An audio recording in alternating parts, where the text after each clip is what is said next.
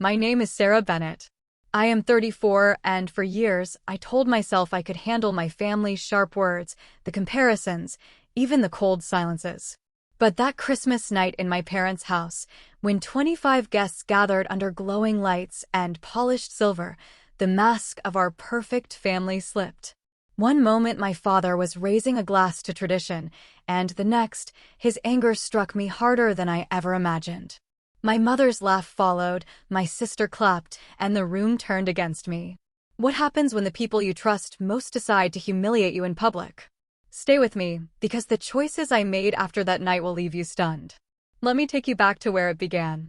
The Christmas lights glowed softly against the frosted windows of my parents' old house in Concord, Massachusetts, and for a moment, I let myself believe it might be a peaceful night. The big oak table was dressed in red and gold. Candles flickered, and a pine wreath hung proudly over the fireplace. 25 guests gathered, neighbors and relatives sipping wine, laughter bouncing off the high ceilings. On the surface, it looked like a picture-perfect Christmas party.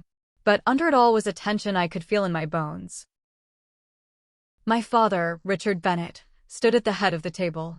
His silver hair slicked back, his suit sharp as ever. He raised his glass, and everyone went quiet. He had always loved commanding a room, and even at 62, his voice carried authority. He talked about family, about legacy, about how proud he was of the traditions the Bennetts had built. My mother, Susan, smiled up at him, her diamond earrings catching the light, her hand resting gently on his arm as if to show the crowd they were unshakable. I sat a few seats away watching, my glass untouched.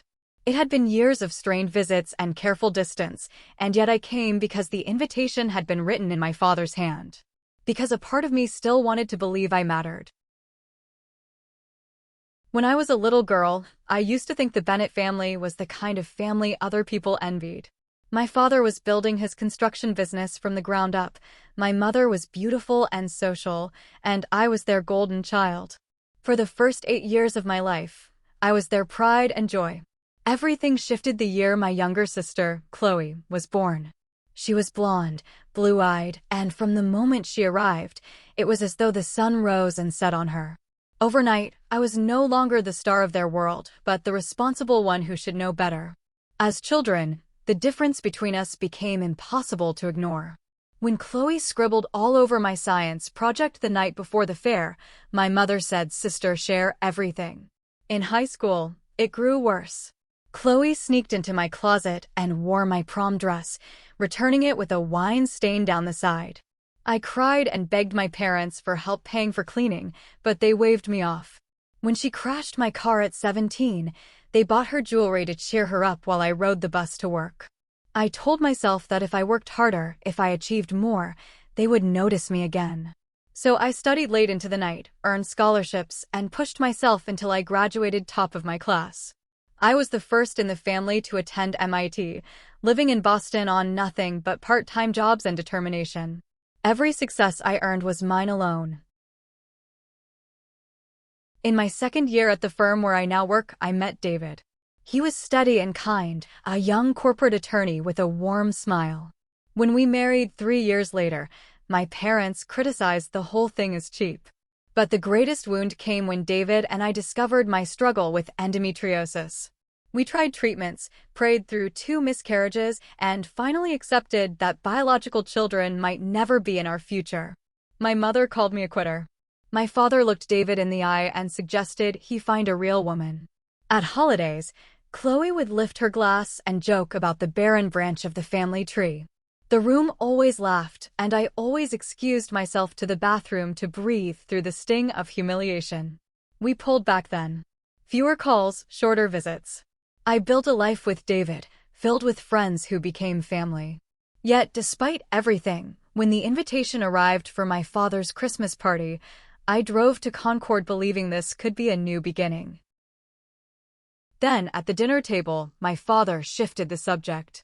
His words grew heavier. He spoke of the house we were standing in, the old Bennett home built in the late 1800s, the heart of our family history. He said it was time to think about the future, to put the house where it belonged. He turned toward Chloe, who sat glowing in a new green dress, Her hand looped through her husband Tyler's arm. Guests nodded approvingly as if they knew what he was about to say. My chest tightened. I heard the blood rush in my ears. Before I could stop myself, I spoke. My voice cut through the hum of approval, calm but firm. That house is not yours to give away. It was placed in a trust by Grandma Eleanor. You know that as well as I do. The room shifted. Conversations froze. My father's smile faltered, his eyes narrowing in a way that made me feel like a child again. He set his glass down slowly and turned to me, his jaw clenched. Sarah, you will not ruin this evening. I kept my eyes on him. I will not sit here while you pretend the law does not exist. Grandma made her wishes clear. That house belongs to both her grandchildren, not just to Chloe. My mother let out a short laugh, sharp and cutting. The sound sliced through the silence. Her face was still smiling for the guests, but her words were cruel. Why should you care, Sarah? You have no children to pass it to. Give the house to Chloe. She has a future, you do not. My breath caught. The words hit like a blade. Chloe leaned forward, her voice ringing with glee. Exactly, Mom. Sarah does not need it. She is nothing but a burden. Worthless. She clapped her hands together, and a few people actually gasped. Tyler tried to pull her hand down, but she shook him off. I felt my face flush hot, my hands trembling under the table. I tried to speak, but before I could form the words, my father moved. His arm swung with a speed I never expected. The sharp crack of his hand across my cheek echoed through the room. Everything went still. My head snapped to the side, my skin burning. The 25 guests froze, eyes wide, some staring into their drinks as if pretending they had seen nothing. My mother let out another laugh, softer now, almost triumphant. Chloe clapped again, this time louder, her voice high and mocking. Finally, Dad. You put her in her place. The world tilted. My vision blurred with tears I refused to let fall. I pressed my palm against my burning cheek and forced myself to sit tall. The humiliation pressed down on me, heavier than the sting of the slap. In that instant, I understood that the invitation to this party had never been about reconciliation. It had been a stage, and I had been brought here to be humiliated. As the chatter began to rise again in careful whispers, I reached for my coat draped over the back of my chair. My fingers were steady despite the shaking inside me. I walked out into the December night, the cold air filling my lungs. Snow crunched under my boots. I did not feel like the abandoned daughter begging for scraps of affection anymore. I felt like a woman standing at the edge of something larger, something that could finally turn years of humiliation into something else entirely. What I did not know was that the whispers in that house would not stay within those walls. By the next morning, my phone buzzed non-stop with messages. Small towns have long memories, and news like this spreads faster than wildfire. That evening, as I sat in my kitchen in Boston staring at the snow falling outside, there was a knock at the door. I opened it to find Tyler standing awkwardly in the hallway, his hands shoved deep in his coat pockets. Sarah, can I come in for a minute? He asked quietly. I stepped aside. He stood by the counter, shifting his weight. I am sorry about what happened last night, he said. Sorry does not undo it, I said flatly. I know. But there are things you do not know. Chloe and your parents have been saying things about you to everyone in town. They tell people you turned your back on the family, that you refused to help when times are hard. My chest tightened. They never asked me for help. Tyler looked at me, his eyes heavy. They would never ask. They would rather paint you as selfish. It is easier that way. I saw your face last night. I saw the way he hit you. It was wrong. And the truth is, things are worse than you realize. Just be careful. Before I could press him, he pulled on his gloves and slipped out the door. The next day, my childhood friend Amanda called me. Her voice came through the line warm and steady. Sarah, you cannot let this break you. Everyone in town is talking. Chloe told people you refused to share your money. But listen, I have heard whispers that your father's business is in big trouble. Desperate people do desperate things. Her words blended with Tyler's warning. I knew then that I could not sit quietly anymore. I called Arthur Hayes, my father's former business partner. He had been a kind man who left the company years ago. He told me to come to his house by Lake Walden the next morning. Arthur's living room smelled of wood smoke and old books. He poured us coffee and did not waste time. "Your father has been drowning in debt for years," Arthur said softly. "He kept cutting corners, moving money, taking loans under names he should not have touched. That is why I left." He pulled open a drawer and set a worn file folder on the desk. Inside were loan applications. My eyes widened. At the top of one page was my own name, written in my father's bold hand. "That cannot be," I whispered. "I am afraid it is," Arthur replied. "Back in 2018, he used your name to co-sign for a $4.2 million loan. He told the bank you were a silent partner. If those loans default, creditors could come after you personally." The words felt like ice water down my spine. I ran my finger over the forged signature.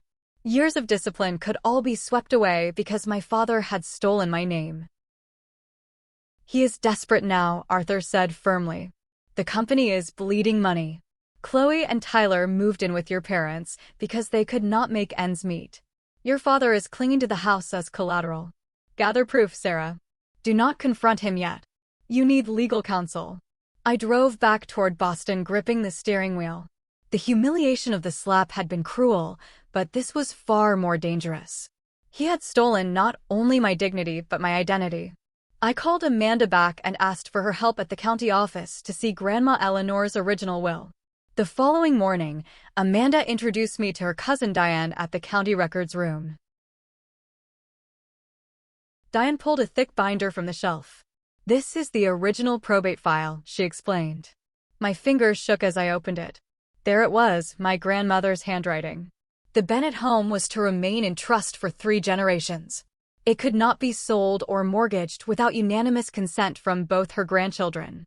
"If your father has tried to use the property for collateral, he is in violation of this trust," Diane said. She then handed me a slip of paper showing a recent filing from October. My father had tried to push through a modification listing Chloe as successor trustee. He was trying to cut me out completely. That night, I showed all the documents to David. He read each one carefully, his lips pressed tight. "This is fraud." "Clear and simple," David said. "We need to move carefully. We will not let the bank come after you."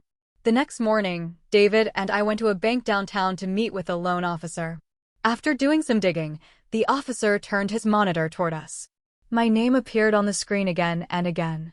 He clicked to enlarge one signature tied to a refinancing from 2021. It was a $1.8 million debt. "I never signed that," I whispered. The officer nodded slowly. "Then someone forged it. Take copies of these. You will need them." We took the evidence straight to Brian Hoffman, a lawyer specializing in estate fraud and identity theft. Brian skimmed the papers, his jaw tightening. "This is exactly what we needed. With this and the trust documents, we can petition the court to freeze any transfer of the Bennett house. More than that, Sarah, this is enough to open a fraud investigation. He has used your identity to secure millions." Brian filed the paperwork for the emergency injunction. A few days later, the sheriff's office delivered the notice to my parents. Amanda called me that afternoon, her voice tight. "They got the notice. Half the town already knows." Your father shouted so loud the neighbors heard. "Chloe is telling everyone you are bitter because you cannot have children, and this is your revenge." Her words landed like stones in my chest, familiar and cruel. But they no longer made me shrink. They fueled me. The real breaking point came 2 days before the hearing. Tyler waited for me near my office building. His face was pale, his eyes restless. "Sarah, I need to tell you something," he said, handing me a thick envelope. "Your father has been moving money offshore. He used shell companies, some with your name tied to them. I should have said something sooner, but Chloe threatened to leave me if I crossed your father." I looked inside the envelope. Photocopies of wire transfers, signatures, and routing numbers. If this was true, the fraud was deeper than I ever imagined. I took the documents to Brian. He scanned the pages and looked up sharply. "These are serious. If we introduce them in court, it will not just be about the house. It will be about federal criminal charges."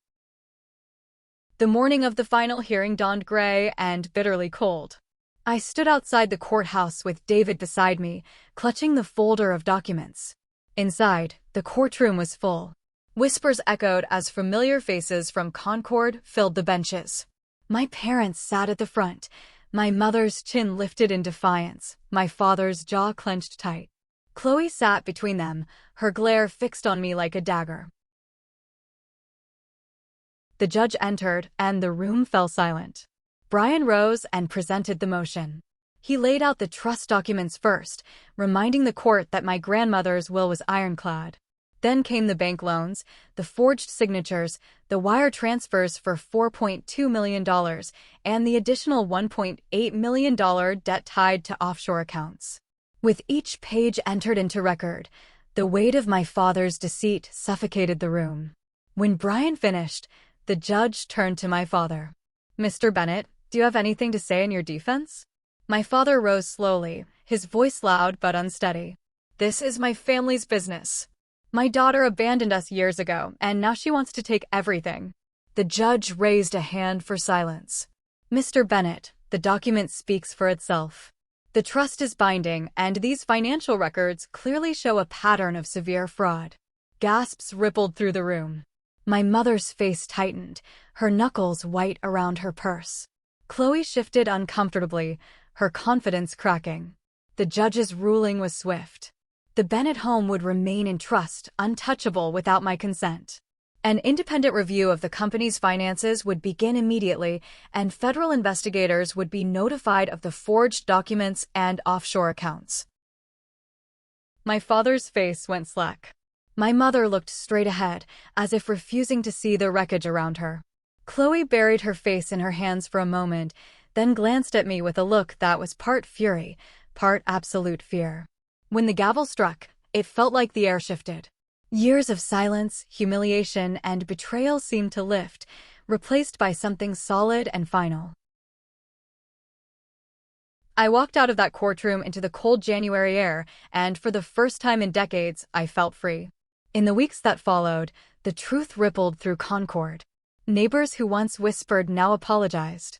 My parents retreated into themselves. My father resigned from his company, a man diminished by his own choices, now facing federal prison.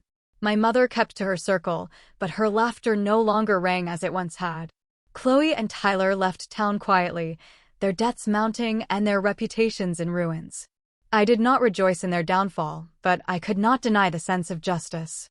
The house, my grandmother's legacy, was safe. My name was no longer a tool for their greed.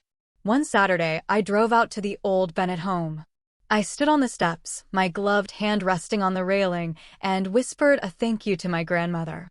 David joined me later, his arms slipping around my shoulders as we looked out at the snowy yard. The storm had passed.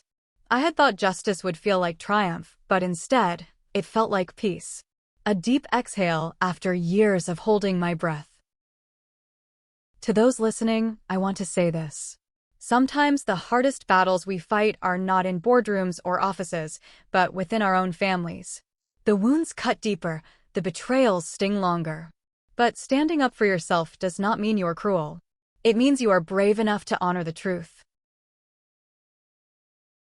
Have you ever faced a moment where you had to choose between silence and speaking out, even against those closest to you? I would love to hear your stories in the comments. If this journey spoke to you, please like this video, subscribe to my channel, and share it with someone who might need the reminder that even in the darkest storms, truth and courage can light the way.